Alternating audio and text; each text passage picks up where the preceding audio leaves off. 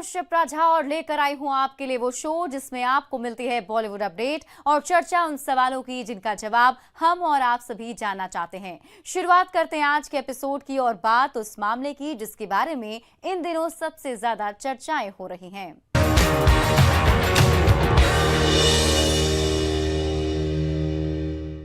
Bollywood actress होना कोई हंसी मजाक नहीं। फिगर मेंटेन करने से लेकर चेहरे का ख्याल रखने तक और बालों की देखरेख करने से लेकर एक्टिंग डांस में एक्सपर्ट होने तक आपको बहुत कुछ करना पड़ता है। बॉलीवुड की तमाम हसीनाएं ऐसी हैं जो कई तरह की डांस फॉर्म में पारंगत हैं, लेकिन आज हम बात करने जा रहे हैं उन एक्ट्रेसेस के बारे में जो गजब की बेली डांसर हैं।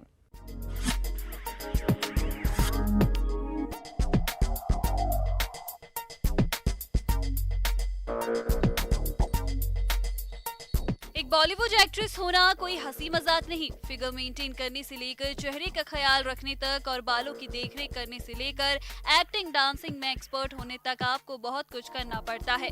बॉलीवुड की तमाम हसीनाएं ऐसी हैं जो कई तरह की डांस फॉर्म में पारंगत हैं, लेकिन आज हम बात करने जा रहे हैं उन एक्ट्रेसेस के बारे में जो गजब की बैली डांसर है। शुरुआत करते हैं बॉलीवुड की सबसे हसीन अदाकाराओं में से एक एक्ट्रेस नोरा फतेही से। सत्यमेव जयते के गाने दिलबर में नोरा फतेही बोल्ड अंदाज में ठुमके लगाती हुई नजर आई थी। उनकी बैली डांस पर करोड़ों फैंस फिदा हो गए और गाना देखते ही देखते वायरल हो गया था।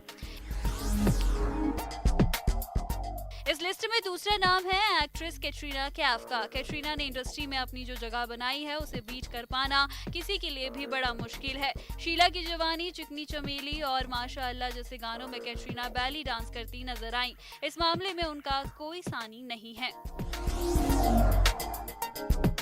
बॉलीवुड एक्ट्रेस मल्लिका शेरावत ने भले ही इन दिनों लाइमलाइट से दूरी बना रखी हो, लेकिन कम लोग जानते हैं कि वो भी बैली डांस में माहिर हैं। फिल्म गुरु के गाने माइया माइया में मल्लिका गजब का बैली डांस करती दिखाई पड़ती हैं। बॉलीवुड की वर्सेटाइल एक्ट्रेस दीपिका पादुकोण भी बैली डांस में एक्सपर्ट हैं। दीपिका ने फिल्म हैप्पी न्यू ईयर के गाने लवली में बैली डांस किया था। उनकी अदाओं पर फैंस सीटियां मारते नजर आए थे। इस लिस्ट में सबसे आखिरी नाम है रानी मुखर्जी का। अब आप माने या ना माने, लेकिन रानी मुखर्जी भी बैली डांस में एक्सपर्ट हैं। फिल्म अय्या के गाने आगा बाई में रानी मुखर्जी अपनी कमर लचकाती दिखाई पड़ी थी।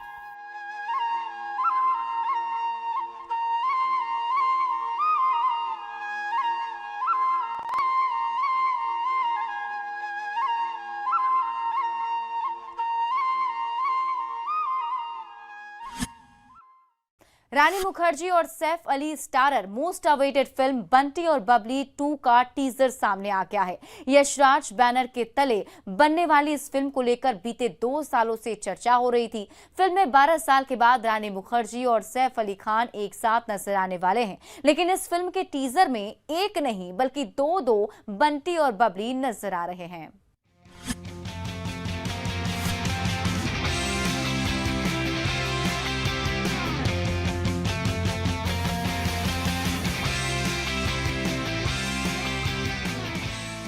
रानी मुखर्जी और Saif Ali Khan starrer most awaited film Bunty और बबली 2 का टीजर सामने आ गया है।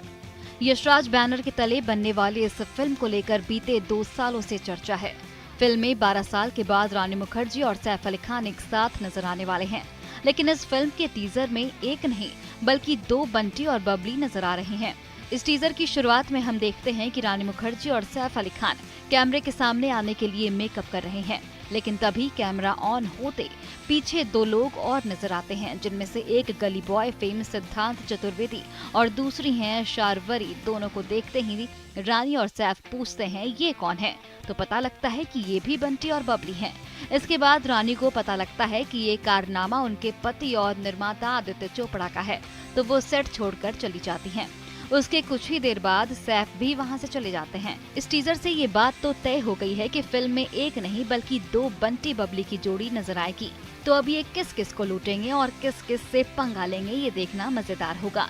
टीजर काफी मजेदार बनाया गया है और रानी का गुस्सा होने वाला पार्ट बता रहा है कि सालों बाद सामने आने वाली बबली अब भी उतनी ही तीखी है। फिलहाल फिल्म का ट्रेलर रिलीज कर दिया गया है, तो वहीं ये फिल्म 19 नवंबर को सिनेमाघरों में रिलीज होने वाली है।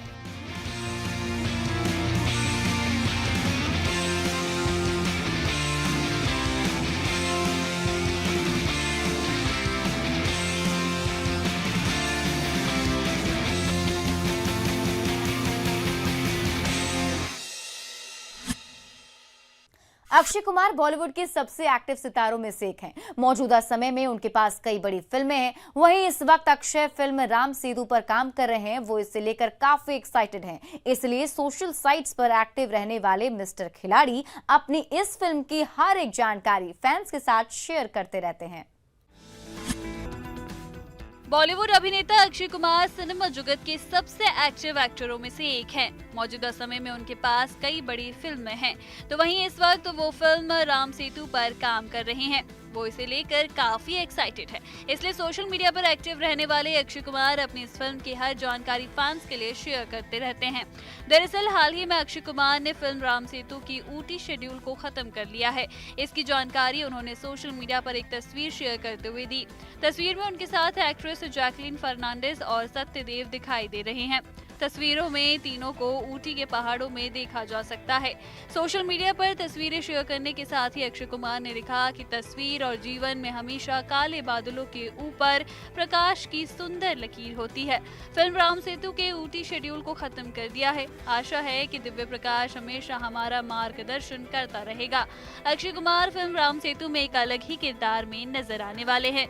इस फिल्म में वो एक आर्कियोलॉजिस्ट का रोल निभा रहे हैं। फिल्म को लेकर उन्होंने अपने लुक को काफी बदला है।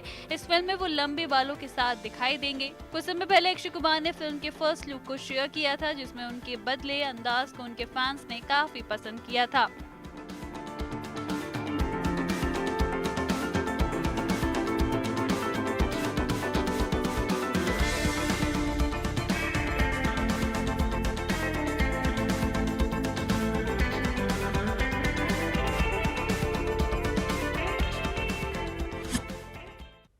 मलाइका अरोड़ा और अर्जुन कपूर की कुछ अनसीन तस्वीरें तेजी से वायरल हो रही हैं, जो ये साबित करती हैं कि दोनों एक दूसरे के लिए पूरी तरह से क्रेजी हैं।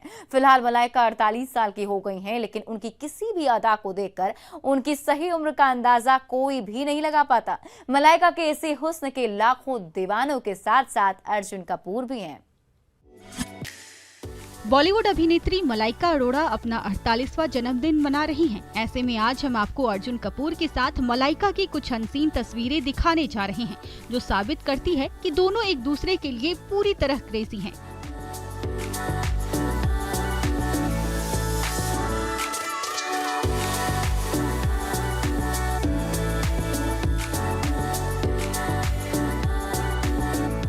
मलाइका अरोड़ा 48 साल की हो चुकी हैं, लेकिन उनकी किसी भी अदा को देखकर उनकी सही उम्र का अंदाजा कोई भी नहीं लगा पाता। मलाइका के इसी हुस्न के दीवाने लाखों फैंस के साथ साथ अर्जुन कपूर भी हैं। वेकेशन के दौरान अर्जुन मलाइका की कुछ तस्वीरें और वीडियो सामने आई है, जिसमें अर्जुन मलाइका का पुल में एक दूसरे के साथ जबरदस्त अंदाज देखने को मिल रहा था। इस दौरान मलाइका अरोड़ा जहाँ मोनोकिनी पहने पुल में उतर रही थी, तो वहीं अर्जुन कपूर उनकी तस्वीरें और वीडियो क्लिक करते दिखाई दे रहे थे। बता दें कि अर्जुन और मलाइका करीब 4 सालों से एक दूसरे को डेट कर रहे थे। पहले कुछ समय तक जहां दोनों ने अपने रिश्ते को सीक्रेट ही रखा, तो वहीं अब ये दोनों कैमरे के सामने भी खुलकर रोमांस करते दिखाई देते हैं। पार्टी हो या कोई स्टार इवेंट, हर जगह अर्जुन मलाइका की जोड़ी को देखते ही फैंस क्रेजी हो जाते हैं। पिछले कुछ सालों से मलाइका अरोड़ा और अर्जुन कपूर अपना बर्थडे और त्योहार एक दूसरे के साथ सेलिब्रेट करते नजर आ रहे हैं। इसके साथ ही पार्टी में दोनों एक दूसरे के साथ बेहद जबरदस्त अंदाज में दिखाई देते हैं। फैंस को अब अर्जुन और मलाइका की शादी का काफी बेसब्री से इंतजार है।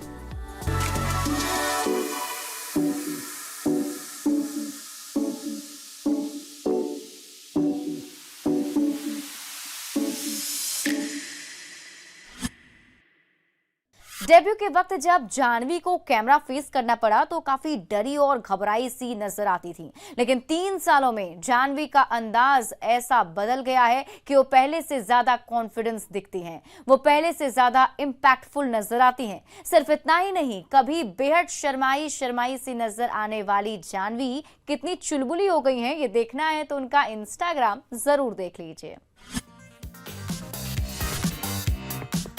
साल 2018 में जाह्नवी कपूर ने धड़क फिल्म से बॉलीवुड में डेब्यू किया। डेब्यू के वक्त जब जाह्नवी को कैमरा फेस करना पड़ा तो वो काफी डरी और घबराई हुई सी नजर आ रही थी, लेकिन 3 सालों में जाह्नवी और उनका अंदाज पूरी तरह से बदल गया है। वो पहले से ज्यादा कॉन्फिडेंस दिखती हैं, वो पहले से ज्यादा इम्पैक्टफुल भी नजर आती हैं। सिर्फ इतना ही नहीं, कभी बेहद शर्माई सी नजर आने वाली जानवी कपूर कितनी चुलबुली हो गई हैं। ये देखना है तो उनका इंस्टाग्राम देख लीजिए। जानवी यूं तो हमेशा शांत ही नजर आती हैं, लेकिन उनके अंदर भी छिपा है एक शैतानी बच्चा जो हर समय नटखटपन करता रहता है। हाल ही में जानवी कपूर ने इंस्टाग्राम पर एक वीडियो शेयर किया जिसमें उनका यही चुलबुला अंदाज साफ नजर आ रहा है। अगर हमारी बातों पर आपको यकीन ना हो तो जरा ये वीडियो भी देख लीजिए। इस वीडियो में साफ नजर आ रहा है कि जानवी मेकअप कराते हुए शांत नहीं रहती, वो अक्सर कोई ना कोई हरकत करती रहती हैं और सभी को हंसाती रहती हैं। तो वहीं इस हफ्ते जानवी कपूर रणवीर सिंह के नए शो द बिग पिक्चर में नजर आने वाली हैं। सेट से उनकी कई तस्वीरें सामने आ चुकी हैं। इन तस्वीरों में वो अकेली नहीं है, बल्कि उनके साथ हैं पटौदी परिवार की राजकुमारी सारा अली खान। सारा और जानवी एक दूसरे की अच्छी दोस्त हैं और वो जिम में भी साथ ही नजर आती हैं। इस शो में भी उन्हें साथ देखा गया। वहीं इस दौरान जानवी ने बेली डांस का जलवा भी दिखाया और साथ ही जानवी ने सारा और रणवीर सिंह दोनों को बेली डांस सिखाते हुए भी नजर आई।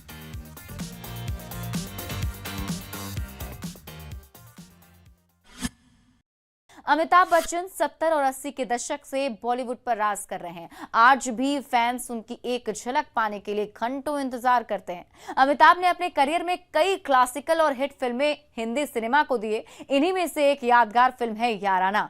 फिलहाल याराना ने अपने 40 साल पूरे कर लिए हैं और बिग बी ने फिल्म से जुड़ी कई कहानियों को इंस्टा पर शेयर किया है। सुपरस्टार अमिताभ बच्चन 70 और 80 के दशक से बॉलीवुड पर राज कर रहे हैं। आज भी फैंस उनकी एक झलक पाने के लिए घंटों इंतजार करते हैं। अमिताभ ने अपने करियर में कई क्लासिक और हिट फिल्में हिंदी सिनेमा को दिए हैं। इन्हीं में से एक यादगार फिल्म है याराना, जिसमें अमजद खान ने अमिताभ के साथ काम किया था। हाल ही में फिल्म ने अपने 40 साल पूरे कर लिए हैं और बिग बी ने फिल्म का एक दिलचस्प किस्सा याद करते हुए इसका जश्न मनाया है। दरअसल अमिताभ ने फिल्म से जुड़ी यादों को सोशल मीडिया पर शेयर किया। उन्होंने फैंस के साथ फिल्म के गाने सारा जमाना की एक तस्वीर शेयर करते हुए कैप्शन में लिख रहे हैं, इस शानदार फिल्म के 40 साल। कोलकाता के एनएस स्टेडियम में शूट किया गया ये गाना। यहाँ पहली बार हुई कोई शूटिंग और कोलकाता की भीड़ जैसा प्यार और कहीं नहीं मिला पूरी दुनिया में। खबरों की माने तो गुलाबों सिताबों के बाद अमिताभ बच्चन सुजीत सरकार की अपकमिंग फिल्म शुबाइट में नजर आने वाले हैं।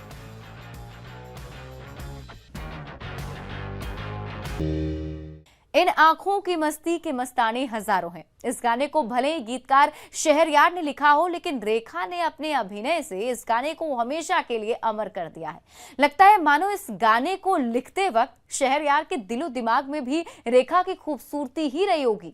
सच पूछिए तो इस गाने को सुनकर ही ऐसा लगता है कि ये गीत सिर्फ और सिर्फ बॉलीवुड एक्ट्रेस रेखा के लिए लिखा गया हो, वरना किसी और आंखों में इतनी मस्ती कहां जो 17 में भी और फिर 67 में भी लोगों को अपना दीवाना बना ले। इन आंखों की मस्ती के मस्ताने हजारों हैं। इस गाने को भले ही गीतकार शहरयार ने लिखा हो, लेकिन रेखा ने अपने अभिनय से इस गाने को हमेशा के लिए अमर कर दिया। लगता है मानो इस गाने को लिखते वक्त शहरयार के दिलो दिमाग में भी रेखा की खूबसूरती ही रही होगी। सच पूछिए तो इस गाने को सुनकर ही ऐसा लगता है कि ये गीत सिर्फ और सिर्फ बॉलीवुड एक्ट्रेस रेखा के लिए ही लिखा गया हो, वरना किसी और आंखों में इतनी मस्ती कहां जो 17 में भी और फिर 67 में भी लोगों को अपना दीवाना बना ले। आइए सदाबहार अभिनेत्री के जीवन से जुड़े कुछ अहम किस्से जानते हैं। देश और दुनिया के करोड़ों लोगों का मानना है कि रेखा अपने जमाने में बॉलीवुड की सबसे खूबसूरत एक्ट्रेस हैं। वो फिल्मों की सुपरस्टार हैं, लेकिन महज इतना ही नहीं, इससे इतर वो बेहद भावुक और जिंदा दिल इंसान भी हैं। वो सिर्फ पर्दे की नायिका ही नहीं, असल जीवन में भी एक नायिका है। मुकम्मल प्यार नहीं मिलने पर रेखा को लेकर तरह तरह की चर्चाएं होती हैं, लेकिन इन सभी चर्चाओं का जवाब रेखा ने खामोश रहकर अपनी खूबसूरत मुस्कुराहट से दिया। बतौर हीरोइन रेखा की पहली तेलुगु फिल्म साल 1968 में आई। बॉलीवुड में रेखा को साल 1970 में फिल्म सावन भादो में पहला ब्रेक मिला।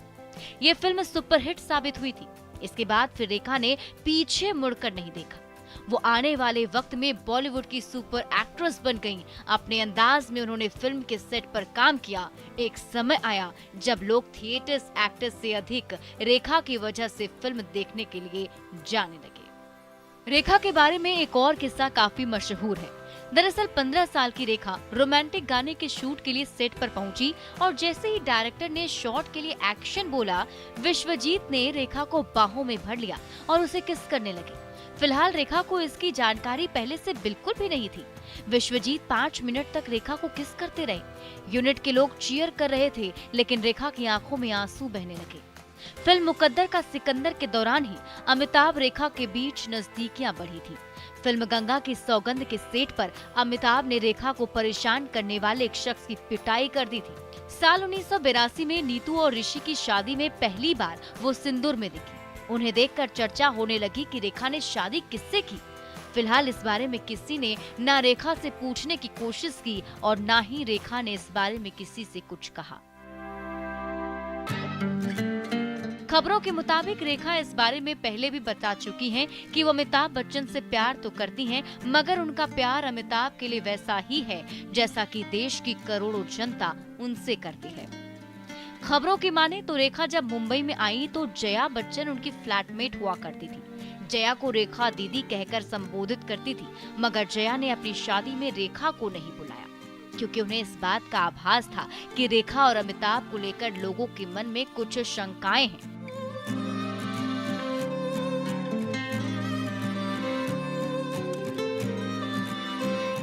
जन्म के बाद नाजायज औलाद के तौर पर बदनामी झेलने वाली रेखा के ऊपर शादी के बाद भी पति मुकेश की आत्महत्या की वजह से उन पर बेवफा और पति की मौत का जिम्मेदार होने का भी टैग लगाया गया।